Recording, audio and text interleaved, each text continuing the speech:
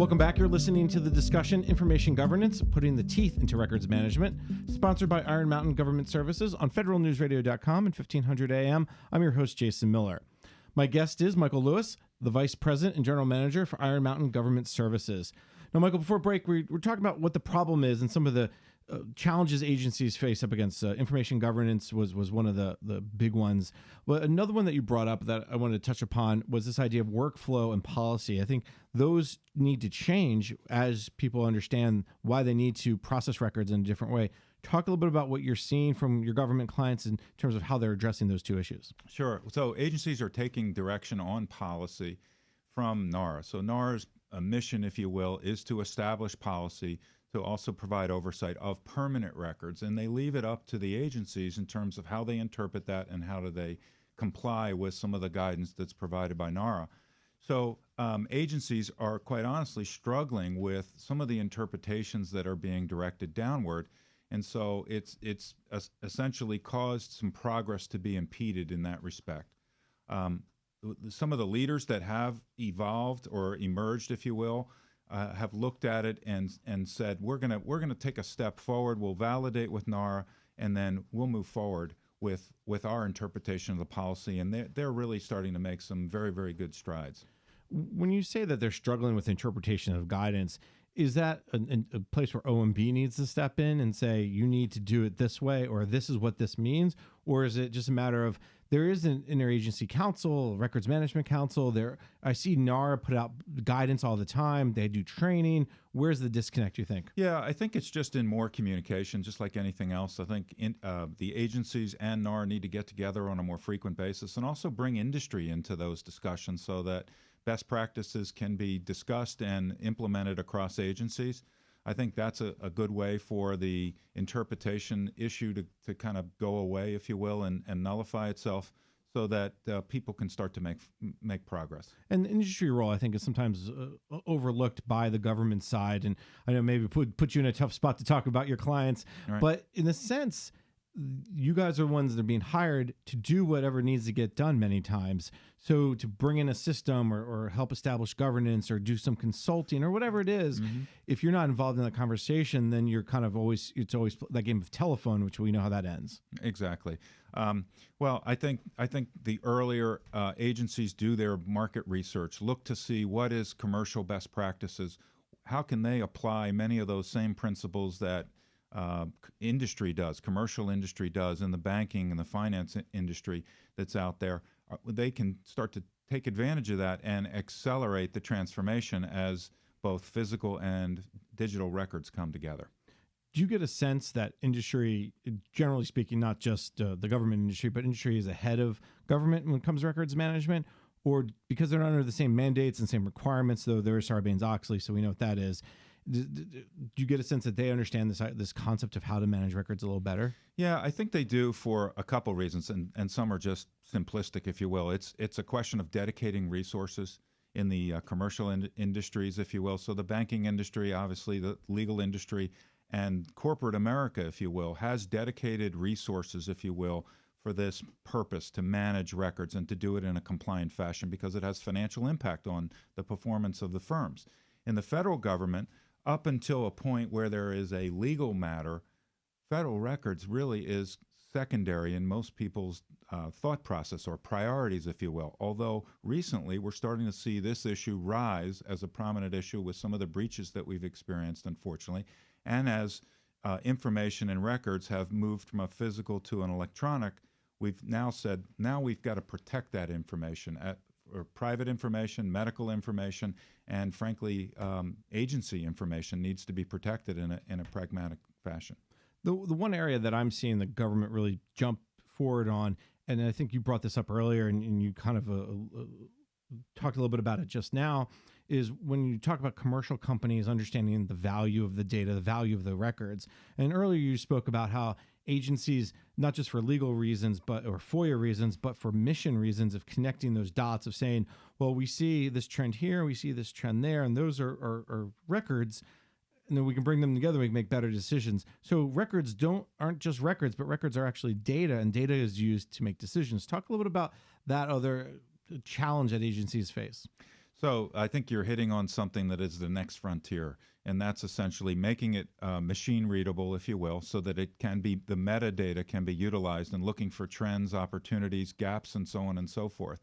And we're now starting to get to the tipping point where agencies are starting to take full advantage of that massive amounts of data that they have within various archiving facilities that are out there today, and then start to look at it from an analytical perspective and a predictive analysis perspective.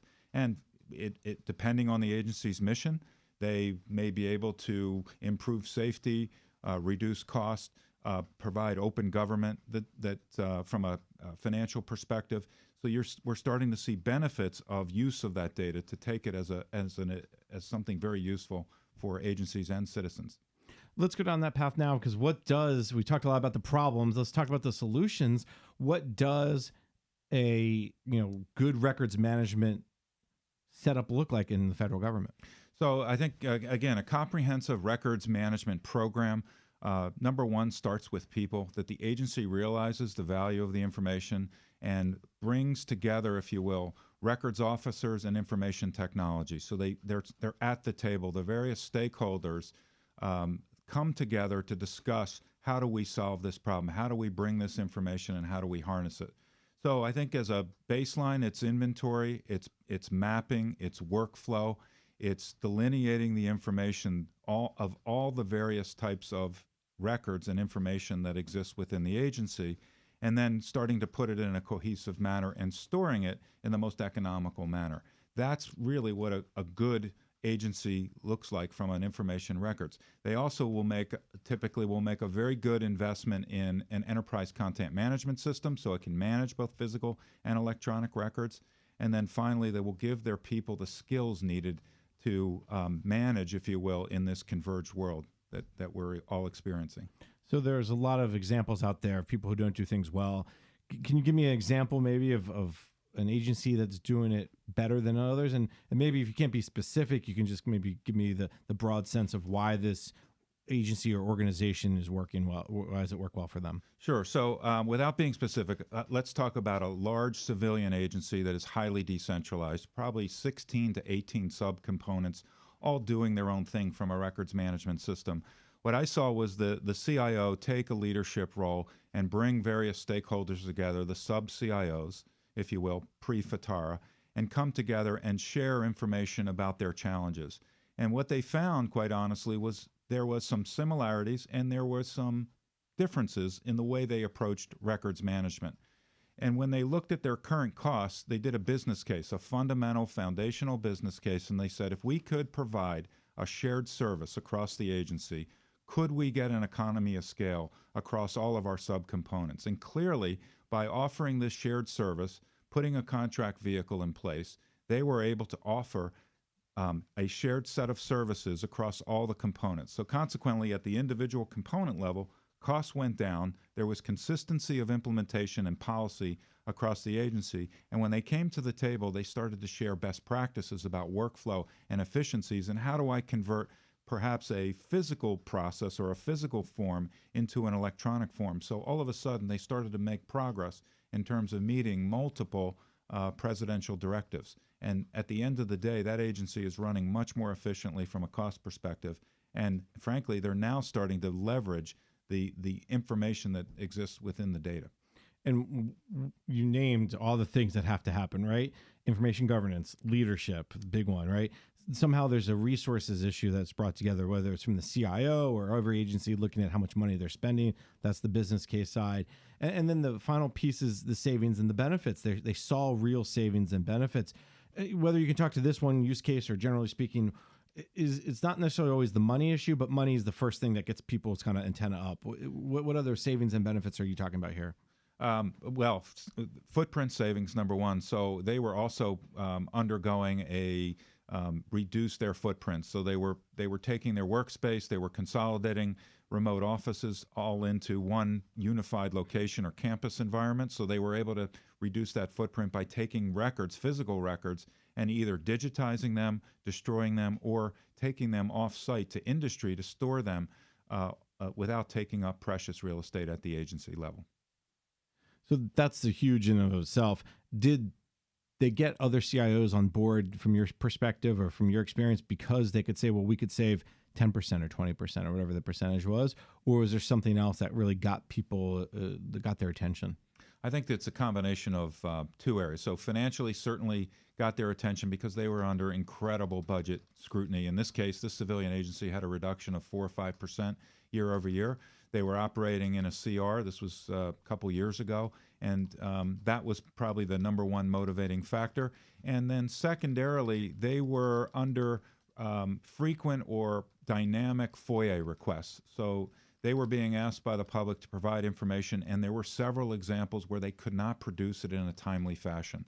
So that was also a key driver, a business driver or an agency driver that was out there that really caused the CIOs to come together and the other stakeholders. And at the same time, when you talk about the key business driver, Congress now gets involved and FOIA takes too long. And there's a lot of public scrutiny over FOIA. So if you have legal problems, Justice Department for e-discovery, I know that's a big issue as well. So all those go back to the cost issue, that it costs the agency time and effort and money to fulfill those requests and meet those requirements. Did the other piece of this was, and we haven't talked much about this, so we can't go have an IT conversation in a little bit without cybersecurity. Was there a cyber benefit as well? I think there was a cyber fear up front, if you will. So the big fear was that once we converted these documents to an electronic format, would we be able to protect it? And what's the risk, if you will, the mitigation plan? So absolutely, cyber fits very nicely into this. It's an absolute key requirement of the technology side.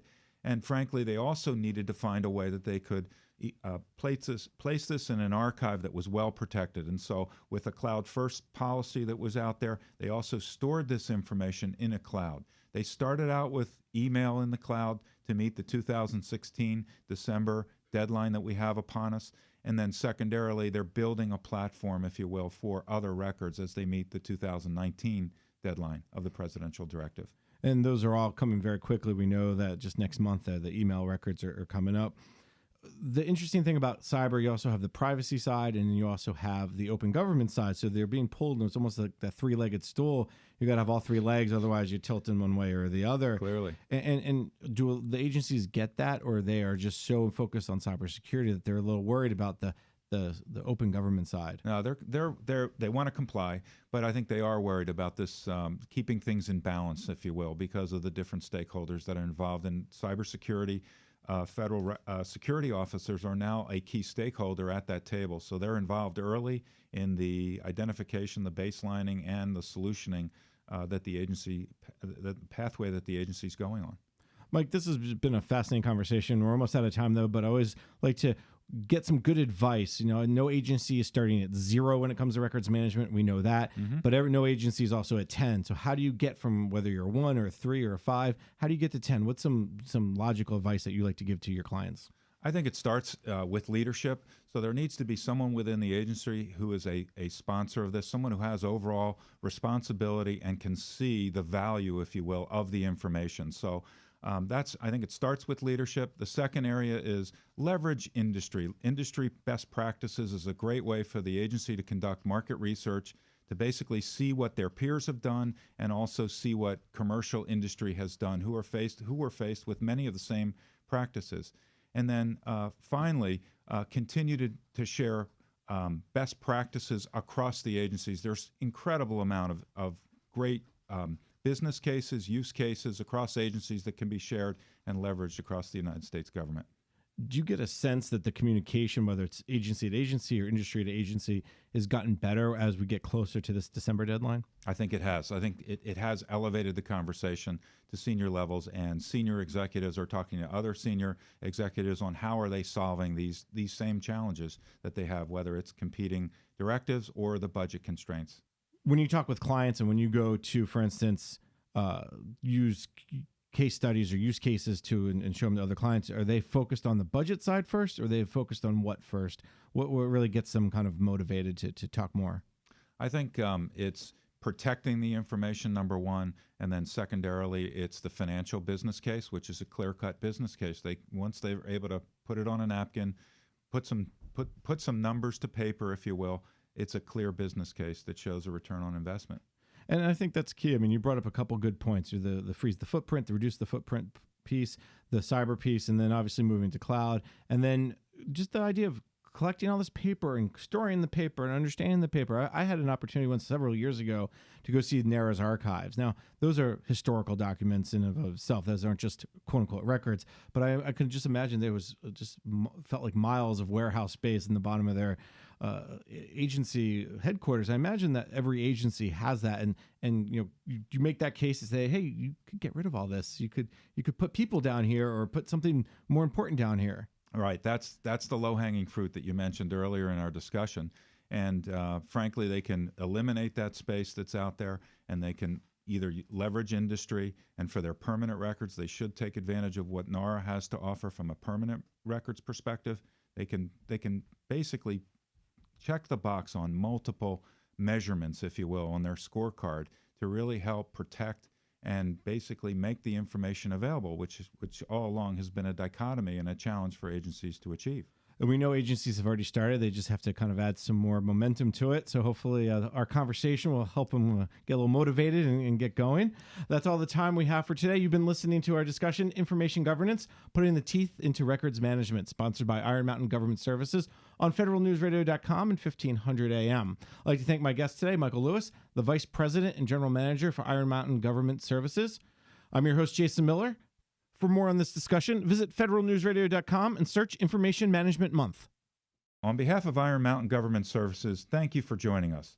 A link to the archive session will be sent to you shortly. If you requested a training certificate, you will also receive an email with download instructions after the webinar. This concludes our discussion. Thank you.